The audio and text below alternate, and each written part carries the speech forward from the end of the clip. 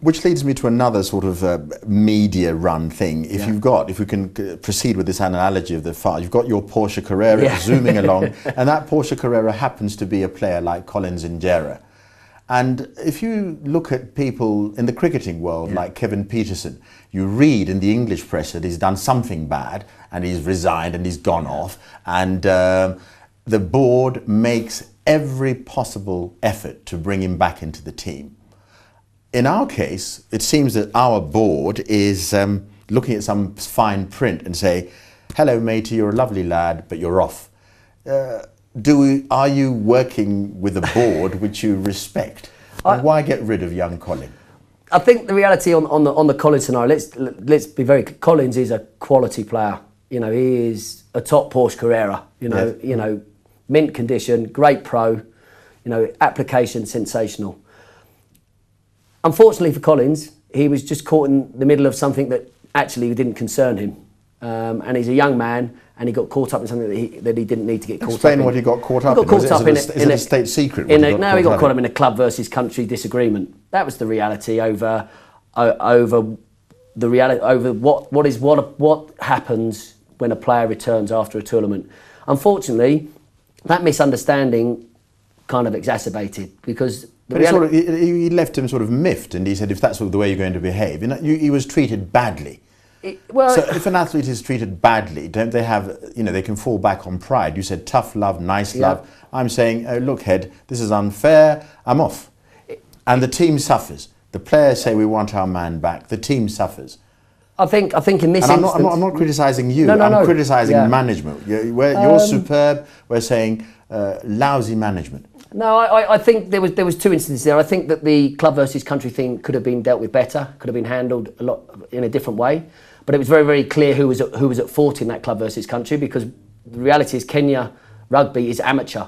So a player can make his own decision whether or not he wants to play for a club or not. He hasn't signed a contract. He's got a signed contract with the union, which means he's obliged, but he has no signed contract with his club. Right, I understand. There was things that were said and discussed which were not accurate, and the reality is that it was between the club and the union. It could have been resolved without Collins getting involved. Unfortunately, Collins was sucked in, and Collins had a decision to make, and as a consequence, the decision he took wasn't necessarily the right decision at that time. The reality is that part's been solved. Right. The club versus country still needs evolution, but that's no different to where we were in England in 1995. The issue about Collins is resolved. Collins is back happy training and back where he belongs and where he should be. So whilst we've had these, for want of a word, these growing problems as the Kenyan rugby game evolves from a fully amateur game into a semi-professional game, a performance programme, inevitably you're going to have these hiccups, and you want to minimise them, but sometimes it's unfortunate. I could recount in 1996 where the whole England team were going to not play an international because of a club versus country row. So it's not happened. It's not uncommon. It's not happened. It's not the first time it's happened. But you want to try and avoid these. And as a coach, you need to try and find your way through it. Right. Fortunately, we've found our way through it with Collins, and hopefully everybody's better for the experiences. Right. And Collins is able to hold his head up with pride and get back to doing what we all want him to do and what he's really great at, which is playing rugby. Right. Your key word in that last exchange was this word evolution. Yeah.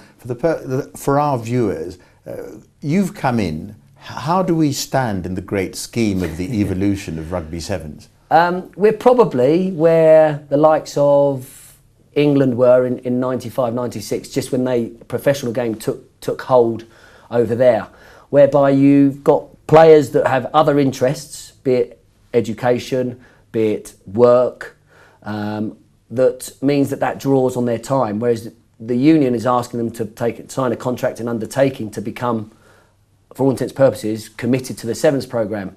Now at the moment there's give and take because you need to be able to allow the players to do both. As evolution grows, the likelihood is as funding comes into the game, as the sponsorship starts to increase, they get more exposure to television, etc., then players may have a different choice to make. They might have to put studying to one side and focus on their rugby or find a way. That's just the nature of where rugby in Kenya could go to, which is an exciting time for Kenya as a rugby nation. But with that comes these growing pains, and you need clarity of management, you need clarity of understanding and working with the IRB to ensure that transition is effective, because the IRB regulations, 90% of them are written for the amateur population, amateur rugby playing population. 10% are for the professional playing population, but you need to make sure that you don't get the two confused. Right.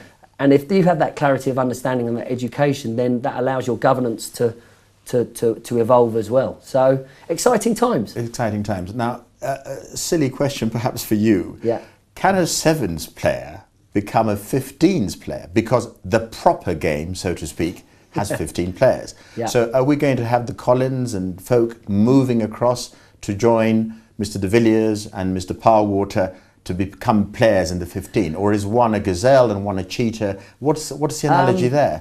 For me, dependent on where the country sees the priority. So in Kenya at the moment, the priority is the sevens game. That's where we're able to compete on the world stage.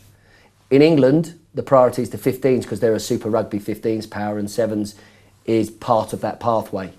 So the reality is, it depends on the priority which takes precedent. Can you do both? Absolutely.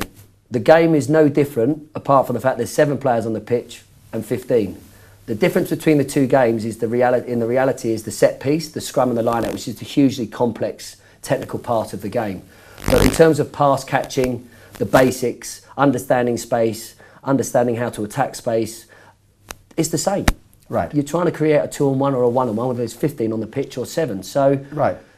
I take your point entirely. Now let's go back to the sort of the pool. Yeah. And there's always this, soccer is a big deal, Yeah. football in this country. This idea of having young people, a pool of people who are growing up.